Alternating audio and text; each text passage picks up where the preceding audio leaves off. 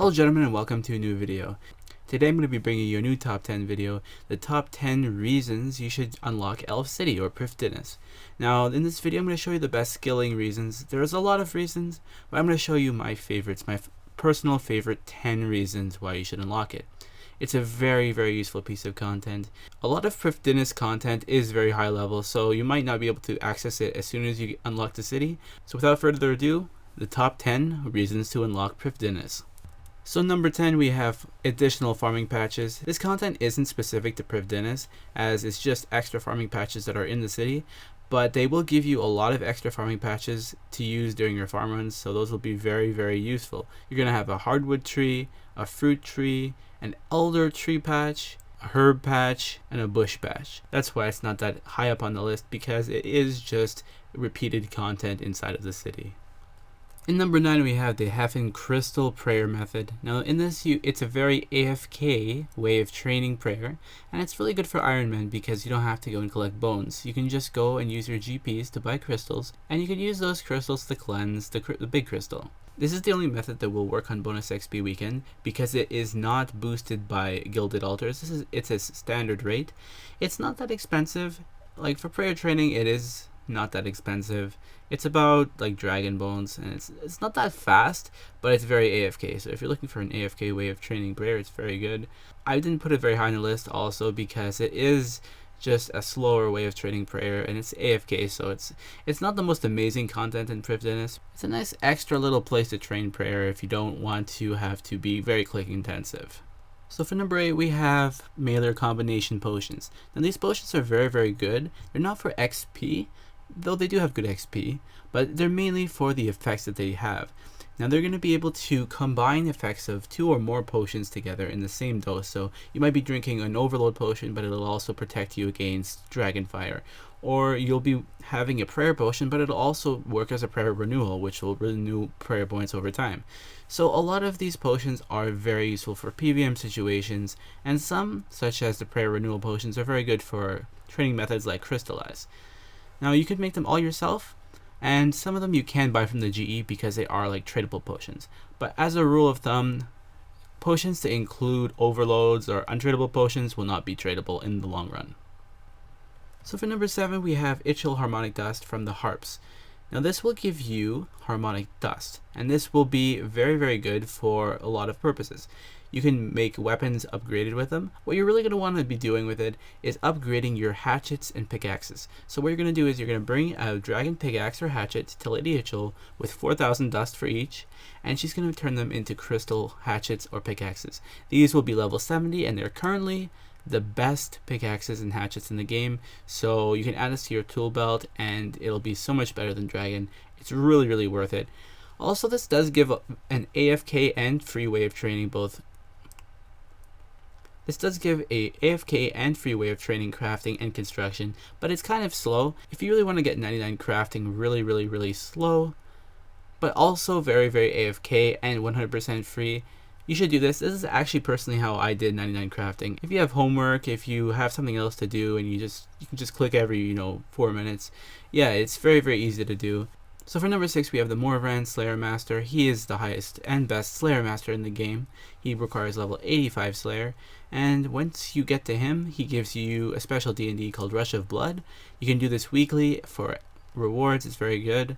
And also you can go in the Elf City and kill enemies for blood necklace shards, which are actually pretty valuable for a Slayer monster drop. They're about 6 to 10 mil per drop, so you can make a decent amount of money on those Slayer tasks. I highly suggest you do them if you get them. They require 90 Slayer, so do them if you want to do them. It's your choice, but it's very good. Slayer is a skill that's very much upgraded through Elf City. So for number 5, we have Amoled Summoning. It's very good for summoning. Once the voice of Saren is in the Amoled sector, as you see on screen, you can go to the obelisk inside the Amoled Elves camp, and you can actually make your charms, and you're going to get 20% bonus XP. This is going to save you 20% of your charms, and it's going to save you 20% of your money as well. Most scapers hate agility training, so that's why in the number 4 slot we have the Half an Agility Training Arena. This is the fastest way of training agility in the game. It's very good. It's AFK kind of, because you just have to click on one spot basically. and it's really good XP, especially if I have Silverhawks. You're going to get some rewards. Most of them are junk, so I just throw them away, especially mint cakes. You're going to get a lot of those. But you will get some nice XP multipliers, and you might get some lamps very rarely in both prayer and agility. So it's a nice place to train. It's very fast, and it will get you 99 agility much less painfully than any other course. For number 3, we have waterfall fishing. Aside from being the most visually stunning place in the game, it's also the best place for training fishing for just XP. If you're looking for money, go Rocktails, but if you're looking for XP, this is the place to go. It's extremely AFK, and it's taking a skill that's very, very slow, and it's making it a lot faster. With double XP, you can get over 200k fishing XP an hour. It is insane how amazing this place is for fishing, and it's 100% AFK. The fish stack in your inventory, so it's your number 1 stop for fishing at 93 fishing onwards. Number 2, we have Saren Stones. You might have noticed a theme here. I really don't like gathering skills that take a lot of clicking and time, so this is a very fast way of training mining, and it's very, very AFK. You click on it, and it takes, let's say, 3 minutes for the stone to deplete if you're there by yourself, and once it does, you get a ton of XP. It's very, very AFK. You also get corrupted ore, which give you smithing XP when put into a furnace, and that's free smithing XP for a skill that's very expensive to begin with. And once you get 99, I'd say you can get about 3 million smithing XP without bonus XP. So it's very, very helpful for both skills. And I really suggest that at level 89 mining, you start using these as fast as possible. After seeing all these amazing additions through Prifddinas, what could top all the rest of them? Now, most of us might think of agility, or let's say mining, as really hard and annoying skills to train. But nothing is as click intensive as thieving. Thieving is the absolute bane of my existence. I hate it so much with a passion that I will not go thieving. It is to this day my lowest level and my most hated skill.